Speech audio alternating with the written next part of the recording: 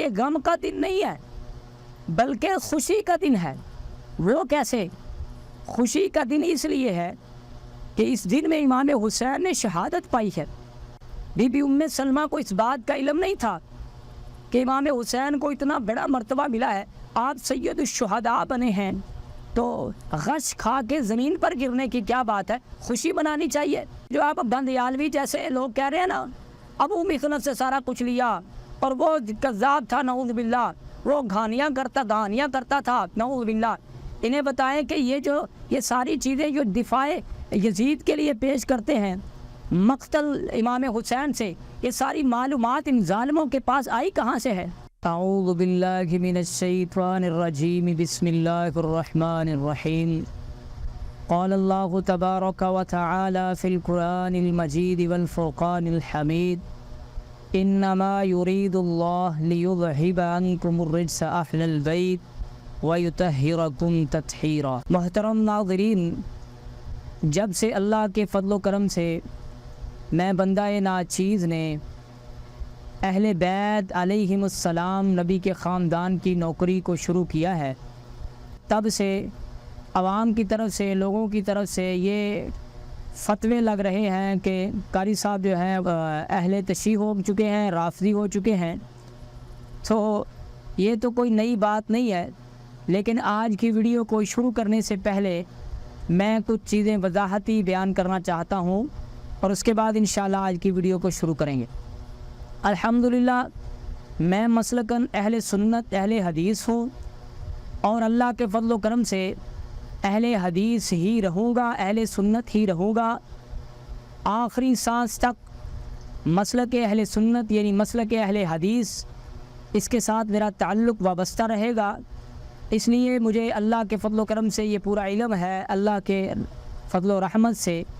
کہ اہل بیت علیہم السلام کو ماننے کے لیے اہل تشیع ہونا ضروری نہیں ہے۔ بغیر اہل تشیع ہوئے، اہل سنت مسلک میں رہتے ہوئے اللہ کے فضل و کرم سے اہل بیت علیہم السلام کو مانا جاتا ہے، مانا جا سکتا ہے،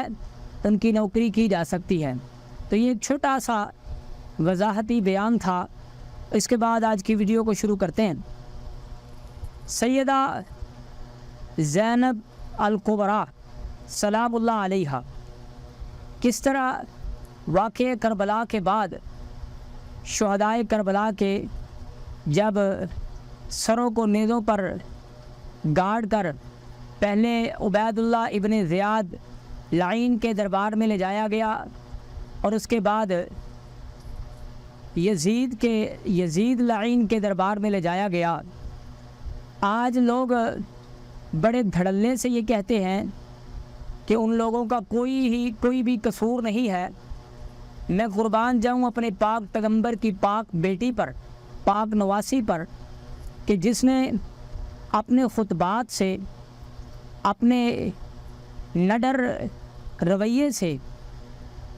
اپنے شجاعت سے علی کی بیٹی نے یزید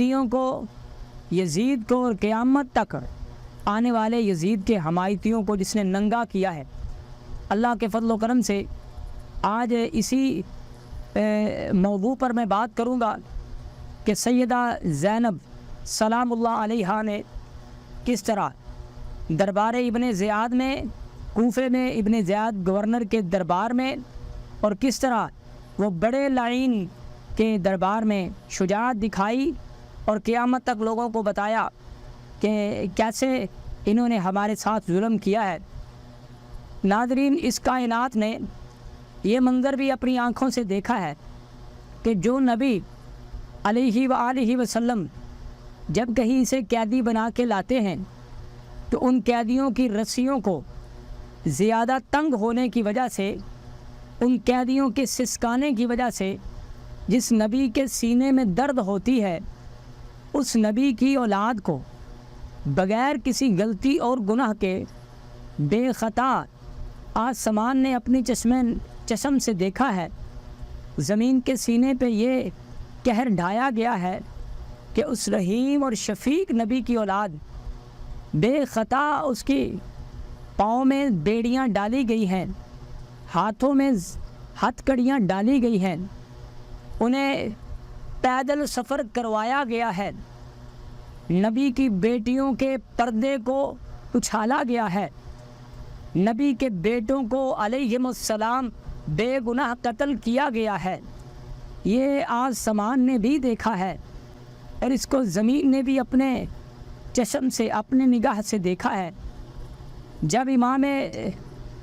سلطان کربلا امام حسین علیہ السلام نے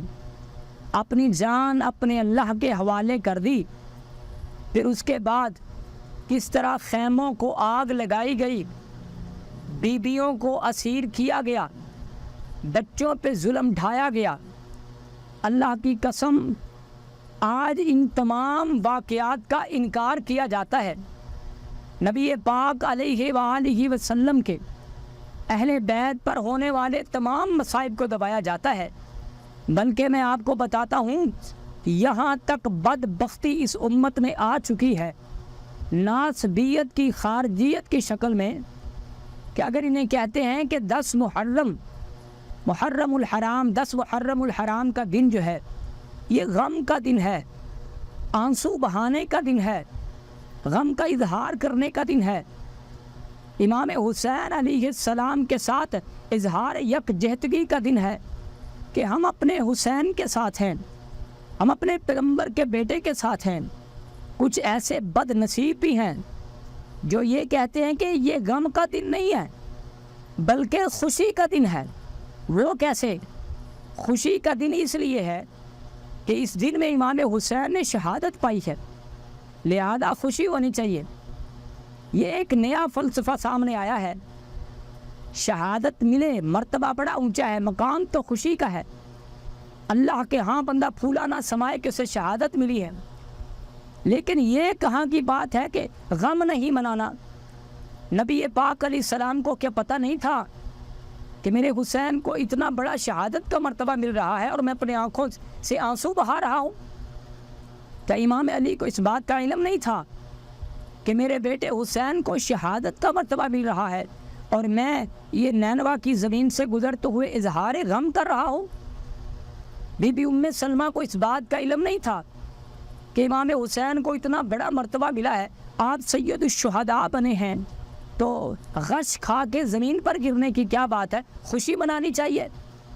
حضرت عبداللہ ابن عباس رضی اللہ عنہما غم کے ساتھ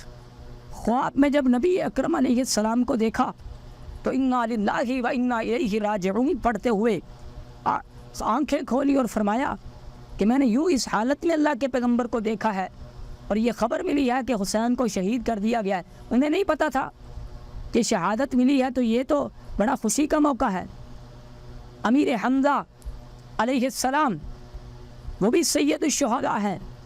جب شہید ہوئے تو اللہ کے پاک پیغمبر علیہ السلام نے فرمایا ہائے آج تو میرے چچا امیر حمزہ کو رونے والا بھی کوئی نہیں۔ پیغمبر کو چاہیے تو یہ تھا بتاتے کہ میرے چچا کو یہ ملی ہے، اتنا بڑا مرتبہ ملا ہے، رونے کی کیا بات ہے، خوش ہونا چاہیے۔ اچھا میں ان لوگوں سے یہ پوچھتا ہوں، کیا کسی کا باپ یا کوئی مر جائے اور وہ اللہ سے ملے، اللہ سے ملنا خوشی کی بات نہیں ہے؟ خوشی کی بات ہے نا۔ تو جب کوئی مر جاتا ہے تو پھر سر پہ ہاتھ رکھ کے چیخو پکار کس بات کی ہوتی ہے؟ پھر تو ڈھول والا منگوانا چاہیے، لوٹیاں ڈالنی چاہیے کہ ہمارا باپ جو ہے وہ اللہ کو مل گیا ہے، اللہ سے ملاقات ہو گئی ہے اس کی۔ اس طرح کے بدبخت لوگ آئے ہیں، اور اس کے بعد اس طرح کے لوگوں کو بھی آپ نے دیکھا ہے جو برسر ممبر، برسر عام یہ کہہ رہے ہیں کہ یزید کو کچھ نہ کہنا، اس کا کوئی گناہ نہیں ہے۔ یزید نام کے تو بڑے صحابی تھے، بڑے تابعی تھے، ادھر بھی مسلمان ہیں ادھر بھی مسلمان ہیں، ہمیں کوئی بات نہیں کرنی چاہیے۔ چلیں پھر آج انشاءاللہ یزید کا جو دفاع کرنے والوں کے لیے آج کی ویڈیو بڑی ہی کام کی ہوگی، ان کے منہ پہ تماچا مارنے کے لیے کہ یزید کل بھی مرد آباد تھا اور آج بھی مرد آباد ہے، یزید جدیدیت کل بھی مرد آباد تھی، آج بھی مرد آباد ہے، اور حسین کل بھی زندہ باد تھا، آج بھی زندہ باد ہے، قیامت تک زندہ باد رہے گا۔ قیامت کے بعد جنت کی سرداریاں میرے حسین کے ہاتھ میں ہوگی، اللہ اکبر۔ تو چلیں بات شروع کرتے ہیں شام غریبہ سے۔ اللہ، یہ کیا میں نے کہہ دیا؟ شام غریبہ، جب نبی پاک علیہ السلام کی اولاد غریب الوطن ہوئی، انہیں جکڑا گیا زنجیروں میں، پیروں میں بیڑیاں ڈالی گئیں۔ کہتے ہیں جی اس کا راوی ہے ابو مخنف اور وہ بڑا کذاب ہے۔ اللہ اکبر۔ دو باتیں ہیں، میں آپ کو اہل سنت کی کتابیں البدایہ والنہایہ، تاریخ طبری، ابن حجر عسقلانی اور دوسری تیسری تمام تر حوالے جو البدایہ والنہایہ کے صفحے پر جہاں سے مقتل امام حسین شروع ہوتا ہے، قال ابو مخنف، قال ابو مخنف، قال ابو مخنف، طبری نے یہ ساری تاریخ ابو مخنف سے لی ہے۔ البدایہ والنہایہ میں امام ابن کثیر نے جب نبی پاک علیہ السلام کی وفات کے تاریخ کو جب انہوں نے مختص کرنا چاہا تو کئی اقوال جمع کر کے ابو مخنف کے قول کو ترجیح دی ہے۔ اس کے بعد محدثین نے کہا ہے کہ حدیث میں تو ابو مخنف قابل اعتماد نہیں ہے، لیکن تاریخ میں ابو مخنف جیسی روایات کسی کے پاس نہیں ہیں۔ یہ جو آپ بندیالوی جیسے لوگ کہہ رہے ہیں نا، ابو مخنف سے سارا کچھ لیا اور وہ کذاب تھا نعوذ باللہ، وہ گھانیاں کرتا تھا نعوذ باللہ، انہیں بتائیں کہ یہ ساری چیزیں جو دفاع یزید کے لیے پیش کرتے ہیں مقتل امام حسین سے، یہ ساری معلومات ان ظالموں کے پاس آئی کہاں سے ہے؟ اللہ کی زمین پہ سب سے پہلا مقتل میرے ناقص علم کے مطابق امام حسین کا اللہ کی زمین پہ سب سے پہلا مقتل ابو مخنف ہے۔ چلے میں اپنے پاک پیغمبر کی پاک بیٹی پاک نواسی کا ذکر کروں کہ کس طرح شجاعت کے ساتھ انہوں نے اللہ اکبر یہ کام دکھایا اور لوگوں کو پتہ چلا کہ یزید کا اصل چہرہ کیا ہے۔